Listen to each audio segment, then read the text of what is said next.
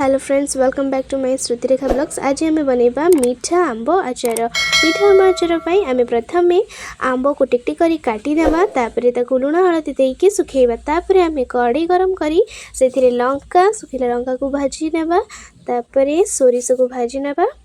तापरे आम एटा होची पान मोहरी आम सब पंचफुटणा बनै सारिलुणी। तापरे आम ग्राइंडिंग करी देबा। ग्राइंडिंग कर सारा पर आम तीन टा नहीं गुड़ पानी अच्छी है ये नुह तेल नुह पानी गरम कर सारे। तापर से चुली रे ही थिबो ऑन ही थिबो गैस ऑन ही थिबो आपण माने गुड़ को टिक टिक करके पकेबे खंड खंड करिकी। तापर से पूरा मिसी सारा देखो भलरे मिसई देबे ना पुणी केते रही जदी गला। आपण जदि मीठा पसंद करंतिनी तेबे एटा को स्किप करि परिबे। आपण माने देखंतु आमे बनेछु कौन कहिले आई जेजेमा जमती बनाती आंब सेमितिया। देखंतु आंब को सोरिष तेल रे आमे भिजै रखिथिले, तापर आमे जो पाउडर करथिले मसला को सेटा आमे बे धीरे धीरे करिकि देबा। धीरे धीरे करी दे सारिला परे आमे बे ताको भल भाबरे मिक्स करिबा। देखंतु मिक्स करूछि मु भल भाबरे मिक्स करि देबे।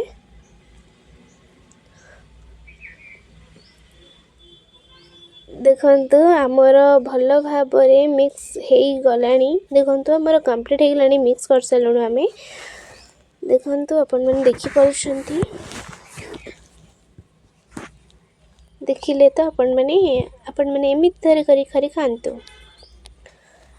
आंब हाथ चाटी देबी जी एटा बनै थिबे ना तांका हाथ अपन चाटी देबे। देखंतु हमर पर्यंत कंप्लीट हेनी आज्ञा बहुत अच्छी आउरी एटा तो टिके एटा तो एबे स्टार्ट हैला। तापरे देखंतु हमर तो हेई गला। तापरे हम एबे कौन करिबा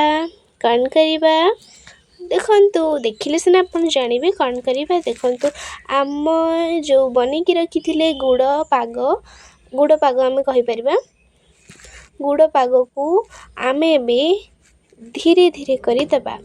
दे सारिला परे कौन करिबा भल भाबरे मिक्स करि देबा। देखंतु सबु गुड़ पाग को मु एबे दे सारिनी भल भाबरे मिक्स करि सारिनी। मिक्स करि देबा। मिक्स करि सारिलेनी। तापरे 2 ରୁ 3 दिन आपण को टाण खरारे सुखै नेबे। देखंतु एटा हमर सुखुची खरारे केमिति हमर 3 दिन पर। देखंतु 3 दिन पर आर अवस्था केमिति आपण माने तो देखुछंती। आपण एहा को काच बोतल रे स्टॉक करिकी वर्ष वर्ष धरि आपण एहा को खाई परिबे। किछि फोपिया हबनी। एमिति ही जेमिति देखुछंती सेमिति ही रहइबो। आपण माने को जदि ए वीडियोटी भल लगे लाइक कमेंट शेयर और सब्सक्राइब करबा को जमा भी भूलिबेनी। देखंतु 2 ରୁ 3 दिन परे केमिति देखा जाउची पूरा भल हमर हेई सारिलेनी। देखंतु बहुत भल रे आंब आचार हमर प्रस्तुत होई जायछि ठीक जेजेमा आई मां को परी। Thank you for watching. जय जगन्नाथ।